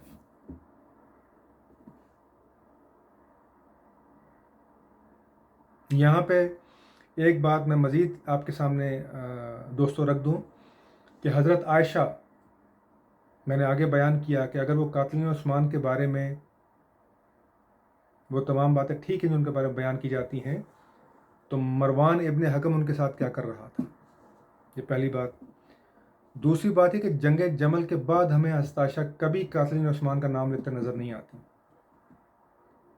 اس کے برخلاف وہ شخص کہ جس کو غامدی صاحب بھی اپنی گفتگو میں سب سے بڑا مجرم مانتے ہیں، محمد بن ابی بکر، یہ حضرت عائشہ کا بھائی ہے، باپ میں سے سگا ہے، ماں میں سے سوتیلا ہے۔ ان کے قتل کی جب خبر ملی حضرت عائشہ کو شکرانے کے نوافل ادا کرنے چاہیے تھے۔ میں تاریخ کی روشنی میں غامدی صاحب سے یہ پوچھنا چاہتا ہوں کہ حضرت عائشہ کا رد عمل کیا تھا۔ آپ نے فرمایا نا تبری کو جا کر پڑھ لیجئے اور ابن سعد کو پڑھ لیجئے، طبقات ابن سعد کو۔ تو میں جاننا چاہتا ہوں آپ ہی سے، میں کچھ بکواس کروں گا تو آپ اٹھا کے سائڈ پہ رکھ دیں گے۔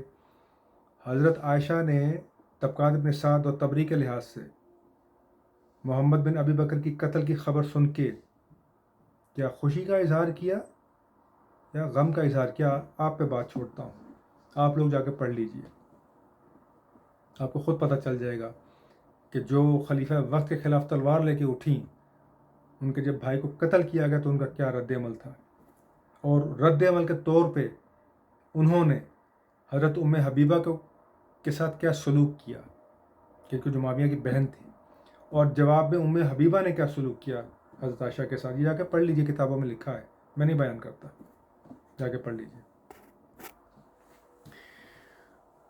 غامدی صاحب نے 100 سوالات کا جواب دیتے ہوئے ایک اور بات فرمائی کہ دیکھیے تاریخ میں تو پھر مختلف زاویے لکھے ہوئے ہیں۔ حضرت علی کے بارے میں انہوں نے کہا کہ حضرت علی کے بارے میں یہ بیان کیا جاتا ہے کہ آپ حکومت حاصل کرنے کے لیے آپ کو بڑی بےتابی تھی، آپ بڑے بے چین تھے، اور محمد بن ابی بکر جو ہیں وہ آپ ہی کے پرورش کردہ تھے۔ اس کا جواب میری طرف سے یہ لے لیجئے، اگر اس بات میں ذرا سا بھی وزن پایا جاتا ہے تو حضرت علی کو اپنی زندگی سے سبق سیکھتے ہوئے حضرت حسن کو خلیفہ نامزد کر کے جانا چاہیے تھا۔ حضرت حسن جو بھی صحیح کسی بھی معاملے میں حضرت علی سے اوپر نہیں تھے، تو اگر حضرت علی کو 40 سال تک یا 30 سال تک خلافت نہیں ملی تو ان کو یہ اچھی طرح پتہ تھا کہ میرے بیٹے کو شاید نہ چنا جائے میرے بعد۔ اگر وہ خود طالب ہوتے حکومت کے، اپنی زندگی سے سبق سیکھتے ہوئے ان کو اپنے بیٹے کو یہ حکومت دے کے جانی چاہیے تھی، اور جو انہوں نے کیا وہ آپ کے سامنے ہے۔ یہ میرا جواب میں سخت لفظ استعمال نہیں کرتا، ان لوگوں کے لیے ایک تحفہ ہے جو اس بات کا گمان پیش کرتے ہیں، اور جو لوگ یہ گمان پیش کرتے ہیں کہ حضرت معاویہ حکومت تو نہیں چاہتے تھے، وہ تو قاتلین عثمان کا مطالبہ لے کے اٹھے تھے، دیکھیے انہوں نے جاتے وقت کی حکومت کس کے حوالے کی۔ لہٰذا تاریخ سے اب ادھوری بیان کی جائے گی تو علمی بددیانتی کی جائے گی۔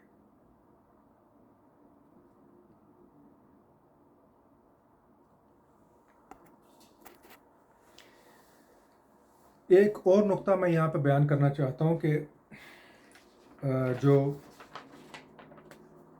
حضرت معاویہ کے حق میں غامدی صاحب نے کہا کہ معاویہ نے جنگ صفین کے موقع پر مصالحت کی پھر ایک اور کوشش کی کہ قرآن کو اٹھایا اور کہا کہ قرآن ہمارے اور تمہارے درمیان فیصلہ کرے گا.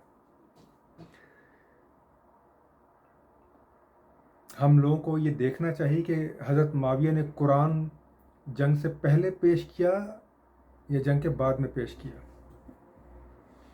اگر حضرت معاویہ اپنے ارادے میں اتنے ہی سچے تھے کہ وہ حکومت حاصل نہیں کرنا چاہتے تھے اور وہ صرف قاتلین عثمانی کا مقدمہ لے کے آگے بڑھنا چاہتے تھے تو حضرت علی کو یہ مطالبہ جنگ سے پہلے کیوں نہیں دیا؟ جیسے میں نے کہا کہ خط و خطابت ہوئی ہوگی. اگر ہم آج مجھ جیسے جاہل اور پرلے درجے کے جاہل اس موضوع پہ کلام کرتے ہوئے قرآن کی آیات پیش کر سکتے ہیں تو حضرت علی جیسے جلیل القدر شخص نے حضرت معاویہ جیسے بڑی شخصیت کو جب گفتگو کا میں خطوط لکھے بات چیت کی قرآن کے حوالے تو دیے ہوں گے نا. یہ تو نہیں ہو سکتا کہ نہیں دیے ہوں گے، بے شمار حوالے دیے ہوں گے. حضرت معاویہ نے یہ پیشکش اس وقت سامنے کیوں نہیں رکھی؟ دیکھیے یہاں پہ بہت سارے نقطے مکس ہو جاتے ہیں. غامدی صاحب فرماتے ہیں انسانی جان کو حرمت حاصل ہے، ہر موقع پہ دیکھا جائے گا کہ انسانی جان کا ضیاع نہ ہو. پھر حضرت معاویہ جیسے شخص کے بارے میں وہ یہ فرماتے ہیں کہ اگر ہم حضرت علی کو بالکل ٹھیک مان لیں ہمیں یہ ماننا پڑے گا کہ ایک جلیل القدر صحابی نے بغاوت کی اور ایک جلیل القدر صحابی بغاوت نہیں کر سکتا. میں نے اس کو بڑی تفصیل سے بیان کیا تھا، یہ آپ کا ایک سٹیٹمنٹ ہے، اس کے بارے میں آپ دلیل کو نہیں دے سکتے ہیں. لیکن اگر حضرت معاویہ اتنے ہی بڑے جلیل القدر صحابی تھے تو 20-30 ہزار بندہ مروانے کے بعد ان کو قرآن کا خیال کیوں آیا؟ جنگ سے پہلے انہوں نے قرآن کیوں نہیں پیش کیا؟ ایک نقطہ. دوسرا نقطہ یہ ہے کہ کیا جنگ جیتتے ہوئے قرآن اٹھایا نیزوں پہ؟ اور یہاں یہ بھی جو لوگ قرآن کے بارے میں بڑے حساس ہیں، قرآن کو نیزے میں پرو کے بلند کرنا کیا یہ قرآن کی توہین ہے یا نہیں ہے؟ اس کو میں بس یہیں چھوڑ دیتا ہوں، آگے کلام نہیں کرتا. لیکن جب قرآن پیش کیا کیا اس وقت تو پیش نہیں کیا جب ہار سامنے نظر آ رہی تھی، یا اس وقت پیش کیا جب جیت سامنے نظر آ رہی تھی؟ یہ وہ علمی بددیانتیاں ہیں جو غامدی صاحب نے بار بار کی ہیں. یہ تو بتایا کہ قرآن پیش کیا، کس موقع پہ پیش کیا؟ اچھا اگر پیش کیا کیا اس میں بات سامنے آئی کہ قرآن میرے اور تمہارے درمیان فیصلہ کرے گا؟ اور فیصلہ کیا کرنا تھا کہ حق پہ کون ہے، ٹھیک کون ہے، قرآن کیا کہتا ہے. اور جیسے میں نے آیت آپ کے سامنے پیش کر دی، قرآن یہ کہتا ہے تمہیں اولی الامر کی اطاعت کرنی ہے ہر صورت. اور اولی الامر کون ہے؟ علی ہے، کیونکہ معاویہ نے خلافت کا دعویٰ نہیں کیا. یہ بات یاد رہے، قرآن پیش کرنے تک حضرت معاویہ نے خلافت کا دعویٰ نہیں کیا. اولی الامر ایک ہی ہے جس کے ہاتھ پہ باقی تمام صوبے بیعت ہیں، تمام صوبے، اور وہ مطالبہ ماننے سے انکار نہیں کر رہا. وہ کہہ رہا ہے کہ آپ پہلے میری بیعت کیجئے، یہ آپ کا فرض ہے، آپ مجھے مضبوط کریں گے نا. کسی بھی معاشرے میں کسی بھی دور میں سب سے پہلے بادشاہ مضبوط ہوتا ہے کوئی بھی اقدام کرنے سے پہلے، خصوصاً اگر باغیوں پہ قابو پانا ہو، اس کے بعد اقدام کیا جاتا ہے. یہی علی کہہ رہے تھے. تو ان کی بیعت کیوں نہیں کی گئی؟ اس سوال کا جواب کوئی شاید ہی کوئی شخص دے سکے. تو قرآن نے تو فیصلہ سنا دیا کہ آپ کو اطاعت کرنی ہے. اور جب لوگ بیٹھے، میں اب اس پہ گفتگو کر رہا ہوں کہ حضرت معاویہ نے قرآن پیش کیا، تو سوال یہ کہ کیا کھلواڑ کیا یا واقعی ان کی نیت میں کچھ کوئی نیک نیتی پائی جاتی تھی؟ تو میں یہ کہتا ہوں صریحاً کھلواڑ کیا. کیوں؟ جب دونوں فریقین بیٹھے ہیں، حضرت عمر بن عاص اور حضرت ابو موسیٰ اشعری حضرت علی کی طرف سے، ان کو یہ اختیار نہیں دیا گیا تھا کہ آپ نے خلیفہ چننا ہے. ان کے پاس یہ اختیار نہیں تھا. خلیفہ موجود ہے آلریڈی، 15 सूबे उसके हाथ पे बैत हैं, और जो बाकी सूबे बैत नहीं हैं, एक ही सूबा, वो सिर्फ ये कहता है मेरा ये काम करो। खलीफा कहता है पहले मेरी बैत करो। अब फैसला ये करना था इन दोनों में से सही कौन है, ये फैसला करना था। और उन दोनों ने किया क्या किया? अबू मूसा अशरी ने आकर लोगों से कहा कि मैंने अली को माजूल किया, और अब उमर बिन आस ने माविया को माजूल किया। अब हम आप पे छोड़ते हैं कि आप अपना खलीफा चुन लीजिए।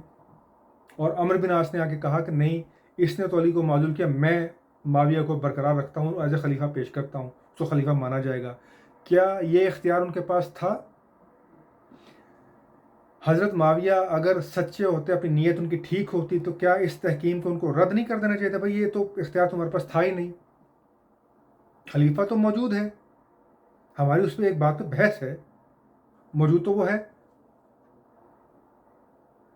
तो जब कुरान पेश किया तो क्या उस पर अमल भी किया? अब मुझे नहीं पता गामदी साहब तहकीम के बारे में क्या नई तहकीक सामने लेके आएंगे या क्या नई तारीख सामने लेके आएंगे, अभी हमें नहीं पता, ये बात मैं गुमान से कर रहा हूँ। लेकिन ये बात जब हज़रत अली तक पहुँची, उन्होंने इस बात को रद्द कर दिया और कहा कि इन दोनों के पास तो ये, इनके पास तो ये इख्तियार था ही नहीं कि वो खिलाफत का फ़ैसला करते। उनको तो हमने ये कहा था कि आप कुरान की रोशनी में ये फैसला कीजिए कि माविया में से और मुझ में से ठीक कौन है। माविया में और अली में खिलाफत का मसला नहीं है। ये सबसे बड़ी बददियानती है जो गामदी साहब ने की है कि जब तलवार निकल आती है तो फैसला करती है। तलवार तो निकली ही नहीं। सिफ़ीन तो इस बुनियाद पे हो रही है कि अली बैत मांगते हैं, वो कहते हैं मैं बैत नहीं करता। खिलाफत का दावा नहीं किया माविया ने। जंग सिफ़ीन तक या तहकीम पे ख़त्म होने तक सबसे बड़ी बददियानती है गामदी साहब की इस मौजू पे कि जो ये बार बार कहा कि तलवार निकल आती है तो तलवार फैसला करती है। तलवार खिलाफत के मौजू पर नहीं निकली। तो जब तलवार खिलाफत के मौजू पर नहीं निकली तो जो दोनों अशखास तहकीम के लिए बैठे थे उनके पास तो ये इख्तियार था ही नहीं कि वो खिलाफत का फैसला करते। उनको ये हक किसने दिया था? और यही काम हज़रत अली ने उनसे कहा कि आपको ये हक किसने दिया था? खलीफा तो मैं मौजूद हूँ, खिलाफत का तो मसला ही नहीं है। तो अगर हज़रत माविया ने मसालियत की कोशिश की तो क्या नेक दिली के साथ की? हरगिज़ नेक दिली के साथ नहीं। अगर नेक दिल होते इस तहकीम को उठा के दरिया में फेंक देते। और अमर बिन आस से कहते कि तुमने इंतहाई बहुत बड़ी ज़्यादती की, मैंने तुम्हें ये करने को नहीं कहा था। तो कहाँ मसालियत की कोशिश की? हाँ, सियासी चाल आप कह सकते हैं, एक सियासी चाल चली। इसलिए कुरान उठाना मसालियत नहीं थी, सियासी चाल थी। ये तब चली गई जब हार सामने नज़र आ रही थी। अगर इतने ही वो नेक दिल होते, कुरान सबसे पहले पेश करते। अगर आप कहते हैं जलीलुल कदर साहबी, तो जलीलुल कदर साहबी तो कुरान को सबसे पहले रखता है। रसूल की मिसाल उनके सामने है कि सुलह हुदैबिया पे क्या किया गया। ऐसी शराइत मानी गई कि जो सरासर नुकसान में थी मुसलमानों के, लेकिन अमन के नाम पे, इंसानी जानों की तहरीम के नाम पे मानी गई। तो यहाँ कुरान पहले क्यों नहीं पेश किया गया? इस बात का जवाब दिया जाना चाहिए। तो मेरे नज़दीक कुरान को एक सियासी चाल, एक जंगी चाल के तौर पे इस्तेमाल किया गया और फिर उसको अपने हक में ढाल लिया गया। हालांकि होना तो ये चाहिए था। बेशक हज़रत उमर बिन आस ने एक सियासी चाल चली थी। हज़रत माविया अगर अपने इरादे में सच्चे होते तो उनकी चाल को उठा के दरिया में फेंक देते और कहते हैं कि तुम्हें इस बात का इख्तियार था ही नहीं, लेकिन उन्होंने ऐसा नहीं किया। तो ये मसालियत नहीं कहते इसको सियासी चाल कहते हैं, इसको जंगी चाल कहते हैं। एक बात मज़ीद गांधी साहब ने ये बयान फरमाई। उनसे सवाल ये किया गया कि जो कातिल उस्मान हज़रत अली के वक्त मौजूद थे, जब हज़रत माविया को हुकूमत मिली तो उन्होंने इसके बारे में क्या किया? तो गांधी साहब ने बड़े इत्मीनान से ये बयान फरमाया कि या तो वो मारे गए, उनको कत्ल कर दिया गया। जैसे हम जानते हैं मोहम्मद बिन अबी बकर को कत्ल किया गया, हज्जाज बिन मालिक इब्न अशर को कत्ल किया गया। बल्कि मोहम्मद बिन अबी बकर के बारे में तो यहाँ तक बयान होता है, मैं गुमान से बात कर रहा हूँ, दलील दावे से बात नहीं कर रहा, कि उनको ज़िंदा गधे की खाल में सी कर ज़िंदा जला दिया गया, इंतहाई ज़ख्मी हालत में। तो سوال میرا یہاں پہ یہ ہے کہ غامدی صاحب فرماتے ہیں ہمیں صحابہ کے بارے میں حسن ظنی سے کام لینا چاہیے، سب انصاف پہ قائم تھے۔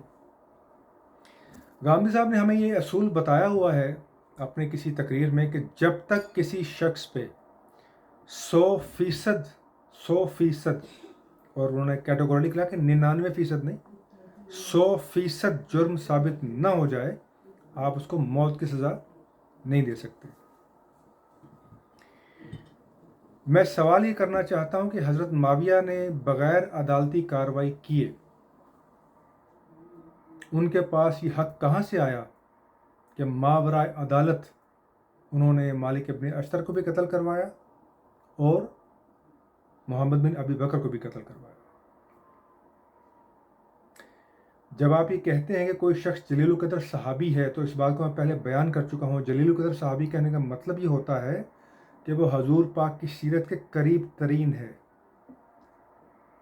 حضور پاک کی زندگی سے آپ کوئی ایک واقعہ نکال کر نہیں دے سکتے کہ شک کی بنیاد پہ کسی کو قتل کروا دیا ہو، بلکہ ایک ایسا شخص کہ جس پہ زنا کا معاملہ درپیش تھا اور وہ مانتا تھا کہ میں نے زنا کیا ہے ایک شادی شدہ خاتون کے ساتھ، اور جب اس کو سنگسار کا حکم دیا گیا تو غامدی صاحبی نے ہمیں یہ واقعہ سنایا تھا کہ سنگسار کرتے وقت وہ شخص بھاگتا تھا درد کی شدت سے، لیکن اسے مار دیا گیا پتھر مار مار کے، کیونکہ یہودی تھا، یہودیوں کی شریعت میں یہی سزا ہے۔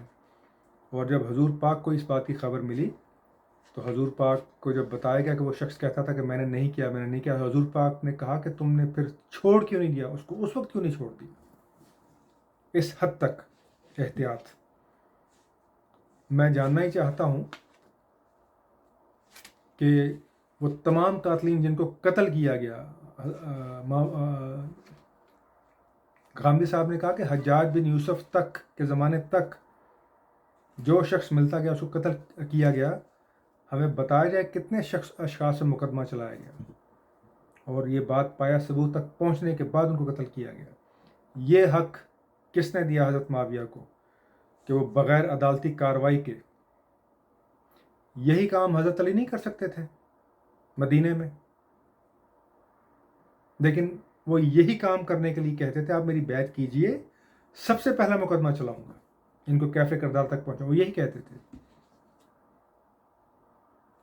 یہ فرق ہوتا ہے ایک بادشاہ میں اور ایک سو کالڈ، آپ جس کو خلیفہ راشد کہتے ہیں، اس کو تو خیر لفظ نہیں استعمال ہوتا تھا، یا وہ شخص کہ جس کو آپ صحیح معنوں میں جلیل القدر صحابی کہہ سکتے ہیں، جس کے نزدیک زندگی کی تکریم اس قدر شدید ہوتی ہے کہ وہ کہتا ہے کہ مجھے پتہ تو ہے ان پہ الزام ہے لیکن جب تک عدالتی کارروائی نہیں ہوگی میں یہ کام نہیں کر سکتا۔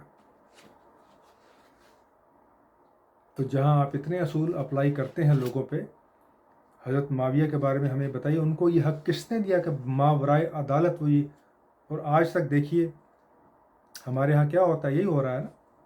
غامدی صاحب نے ابھی مثال دی ہے ایک ایسے صحافی کی جس کو ایک مسلمان مملکت نے مروا دیا ترکی میں، اور بے شمار لوگ پاکستان میں قتل ہوتے ہیں۔ تو پھر ٹھیک ہے، اگر اس وقت یہ بات ٹھیک تھی آج بھی ٹھیک ہونی چاہیے۔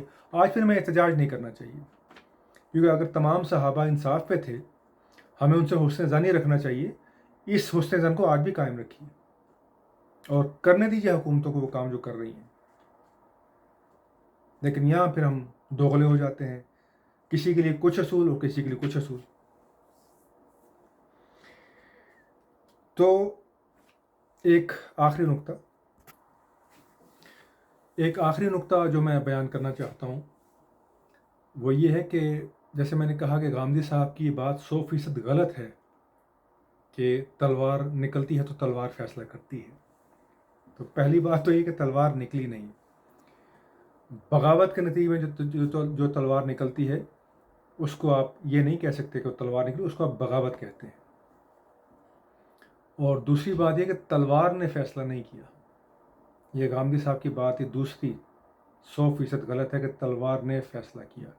تلوار نے کوئی فیصلہ نہیں کیا۔ حضرت علی نے اپنی زندگی میں کبھی حضرت معاویہ کو کوئی حیثیت نہیں دی، ان کو خلیفہ نہیں مانا، ان کے حق میں کسی قسم کی دستبرداری کا اعلان نہیں کیا. اس لیے وہ لوگ جو تاریخ سے واقف نہیں ہیں، جو اصولوں سے واقف نہیں ہیں، وہ غامدی صاحب کا یہ فکرہ لے کے پتہ نہیں ان کے ذہن میں کیا آتا ہوگا بیچاروں کے. یہ بات 100% غلط ہے. حضرت علی نے کسی جگہ اپنی تلوار کو میان میں نہیں ڈالا. حضرت معاویہ کی کوئی بات قبول نہیں کی. حضرت معاویہ اپنی جنگی چال کے ذریعے ایک حد تک تو کسی حد تک حضرت علی کے عتاب سے بچ گئے، اور اگر حضرت علی کو زندگی مزید مہلت دیتی تو یہ ماننا بالکل مشکل نہیں ہے کہ وہ اس مصیبت پر ضرور قابو پاتے. وہ حضرت معاویہ کو مطیع کرتے باقی صوبوں کی مدد سے. ان کو اتنا وقت مل جاتا کہ وہ مالی طور پہ اپنے آپ کو مضبوط کرتے، فوجی لحاظ سے اپنے آپ کو مضبوط کرتے، اور پھر ایک صوبہ جو ان کی بات نہیں مان رہا تھا اس کو زیر نگی کرتے. ان کے لیے مشکل کام نہیں تھا. تو لہٰذا یہاں تلوار نے فیصلہ نہیں کیا. حضرت حسن کے بارے میں اگر لڑائی کر کے حضرت معاویہ جیت جاتے تو تلوار پھر فیصلہ کرتی. حضرت حسن نے وہ کام کیا جو کام حضرت عائشہ کو کرنا چاہیے تھا، جو کام حضرت طلحہ کو کرنا چاہیے تھا، جو کام حضرت زبیر کو کرنا چاہیے تھا، اور جو کام خود حضرت معاویہ کو کرنا چاہیے تھا، کہ مسلمانوں کی خانہ جنگی نہ ہونے دیتے. حضرت حسن نے مسلمانوں کو خانہ جنگی سے بچایا. تلوار سے ڈر کے اپنی تلوار نہیں ڈالی میان میں. بغرنہ آپ کوئی شخص یہ یقین سے کہہ سکتا ہے کہ اگر وہ خانہ جنگی برقرار رکھتے تو جیت جاتے. کوئی شخص یقین سے نہیں کہہ سکتا کہ نہ جیتتے. اگرچہ ان کی حالت کمزور بیان کی جاتی ہے، اگرچہ ان کے پاس بے شمار بکنے والے لوگ موجود تھے، لیکن تاریخ میں بے شمار ایسی مثالیں موجود ہیں کہ آپ کے پاس چند لوگ ہوں آپ جیت جاتے ہیں. لیکن حضرت حسن نے وہاں پہ انسانی جتنے اصول غامدی صاحب بیان فرماتے ہیں، اس کا عملی نمونہ حضرت حسن نے پیش کیا، حضرت معاویہ نے پیش نہیں کیا. حضرت حسن نے انسانی جان کو تکریم بخشی اور کہا کہ میں مزید مسلمانوں کی خون ریزی نہیں چاہتا. یہاں تلوار نے فیصلہ نہیں کیا، یہاں ایک شخص کی عقل، فہم و فراست اور اس کے وزڈم نے یہ فیصلہ کیا. تلوار نے فیصلہ نہیں کیا. حضرت معاویہ سے ڈرے نہیں وہ. اگر وہ حضرت معاویہ سے ڈرتے تو پہلا جملہ جو لکھا گیا اس معاہدے میں جو حضرت معاویہ اور حضرت حسن کے درمیان ہوا، کہ میں مفہوم بیان کر رہا ہوں، اصل جملہ عربی کا میں نہیں بیان کر رہا اس کو، کہ میں تمام کام قرآن و سنت کے مطابق کروں گا. میں یہاں یہ بات بیان کروں ایک جلیل القدر صحابی کے لیے اور ایک ایسے شخص کے لیے کہ جس کو غامدی صاحب کے کوئی انصاف پر کھڑا تھا اور ہمیں حسن ظن کرنا چاہیے، اس کے لیے کوڑے کے مترادف ہونا چاہیے کہ تم میرے بارے میں یہ گمان کرتے ہو کہ میں قرآن و سنت پہ نہیں چلتا. اگر حضرت حسن ڈرتے ہوتے یہ پہلا جملہ کبھی معاہدے میں نہ لکھا جاتا. حضرت معاویہ اس پہ اعتراض کرتے، کوئی اعتراض نہیں کیا گیا.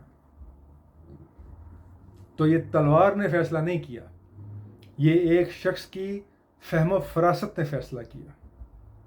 بالکل ویسے ہی کہ جیسے کہ اگر آپ صلح حدیبیہ کو دیکھیں، وہاں بھی تو یہ کہا جا سکتا ہے تلوار نے فیصلہ کیا. وہاں ہم یہ کیوں نہیں کہتے؟ کیا مسلمان 1500 کی تعداد میں نہیں تھے؟ اگر بدر جیتی جا سکتی ہے 350 کی تعداد کے ساتھ، اب 1500 ہے تو فتح مکہ کیوں نہیں ہو سکتا؟ وہ ہتھیار لے کے آئے تھے نا مکے والے، اور انہوں نے اپنی شرائط منوائی. تو کوئی شخص اٹھے اور یہ کہنے کی جرت کرے کہ تلوار نے فیصلہ کیا. نہیں، تلوار نے فیصلہ نہیں کیا. اللہ تعالیٰ نے کہا کہ یہ فتح مبین ہے، امن حاصل کیا گیا ہے، انسانی جانیں بچائی گئی ہیں، اور امن میں اپنے آپ کو مضبوط کرنے کی بات کی گئی ہے. وغیرہ صحابہ نے کیا وہاں سوال کھڑے نہیں کیے تھے حضور پاک کے سامنے کہ کیا آپ اللہ تعالیٰ کے نبی نہیں ہیں، سچے نہیں ہیں، ہم ان کی بات کیوں مانیں؟ حضور نے کہا تھا جو میں جانتا ہوں تم نہیں جانتے. یہاں آپ نے کیسے کہہ دیا تلوار نے فیصلہ کیا؟ یہ آپ کی دوسری بڑی بلکہ سب سے بڑی علمی بددیانتی ہے. یہاں تلوار نے فیصلہ نہیں کیا، یہاں اسی فہم و فراست نے فیصلہ کیا جس فہم و فراست نے صلح حدیبیہ کے مقام پہ فیصلہ کیا تھا کہ معاہدہ ہونا چاہیے.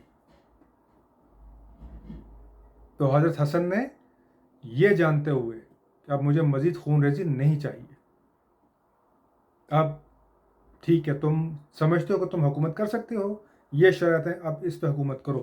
پہلی شرط یہ تھی کہ قرآن و سنت کے مطابق میں تمام کام کروں گا. اور یہی کام، کیونکہ حضرت حسن سے بڑے صحابی تھے نا، آپ کہتے ہیں جلیل القدر صحابی تھے، حضرت معاویہ، حضرت عائشہ، حضرت طلحہ، حضرت زبیر، اپنے معیارات کے لحاظ سے حضرت حسن سے بڑے صحابی تھے. اس کا مظاہرہ ان کو کرنا چاہیے تھا. ان کے پاس ایک ذرا سی دلیل موجود نہیں تھی کہ وہ علی کے خلاف تلوار اٹھاتے. علی کو غلط ثابت کرنا تھا، بڑا آسان سا کام تھا، بیعت کر کے دیکھ لیتے علی کیا کرتے ہیں. 60,000 بندہ مارا گیا.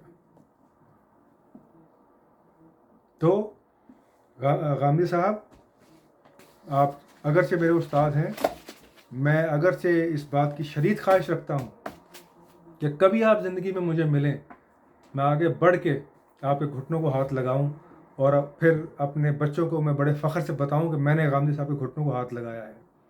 اس کے باوجود میں یہ کہتا ہوں کہ آپ اس معاملے میں 90% غلط نہیں ہیں، 60% غلط نہیں ہیں، 99% غلط نہیں ہیں، 100% غلط ہیں.